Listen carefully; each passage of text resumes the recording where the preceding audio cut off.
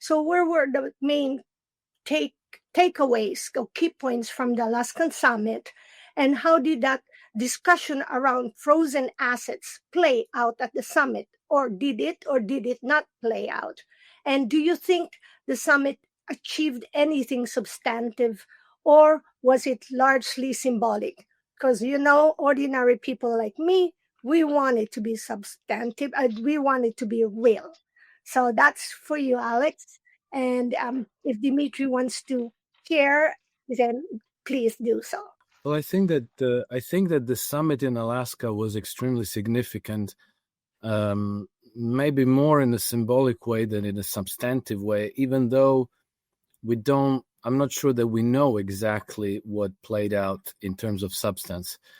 It seems to me, by the composition of the respective delegations between Russia and the United States, that the discussions were well beyond the question of Ukraine, because everybody is talking about ceasefire in Ukraine, about peace in Ukraine, and so forth. But nobody on either side of the two delegations was especially a Ukraine expert, or somebody who is prepared for discussions about peace in Ukraine. It was more part of their business, economics, finance experts. So it tells me that the discussions were probably far more extensive in terms of future discussions, future developments between the United States and Russia, which have enormous potential. And with respect to Ukraine, I think that the two sides probably are very close to a full agreement.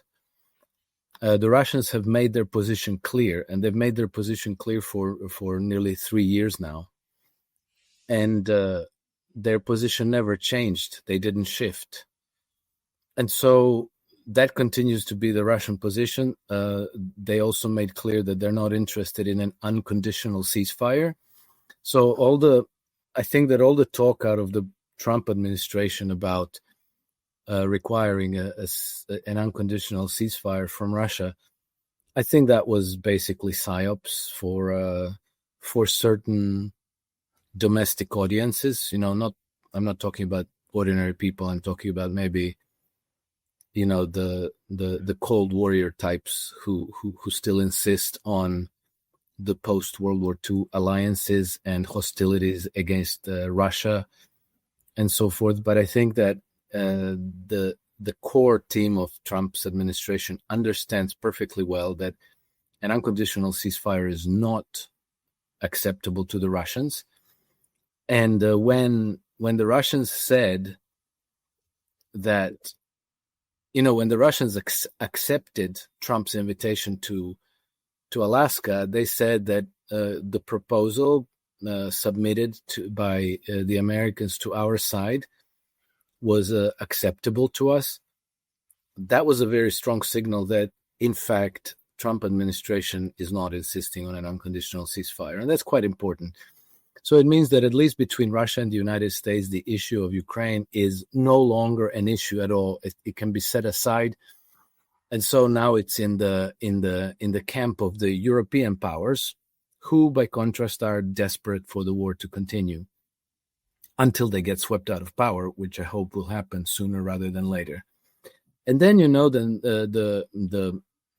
the symbolism of the meeting exactly in Alaska is very important, because this is where Russia and the United States come together physically. This is where they share a border together, and this is where, since at least 1864, there have been different initiatives to plan to build a tunnel between the two nations to connect them physically, and this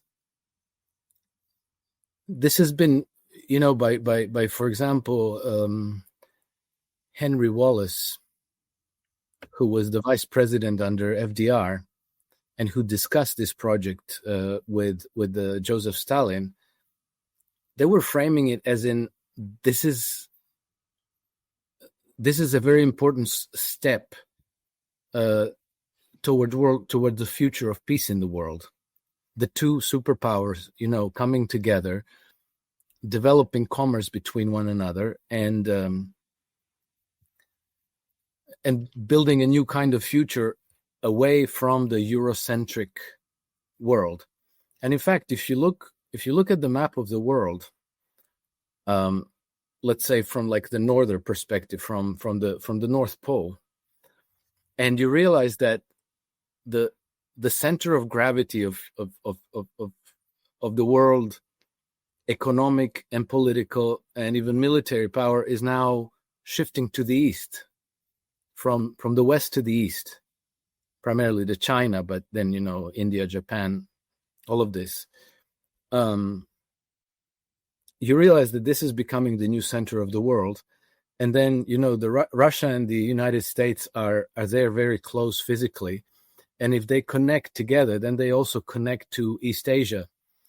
And if you look at that map, you realize that now all of a sudden Europe is finding itself completely at the periphery, completely outside of this. And so, this is a new direction of development globally. And I think in that sense is very important. And it also tells us that both on the Russian and American side, there's a certain enthusiasm for this. And that in Europe, there's desperation to derail the relationship between Russia and the United States in any way possible. And so we see all these European leaders, they're practically hysterical.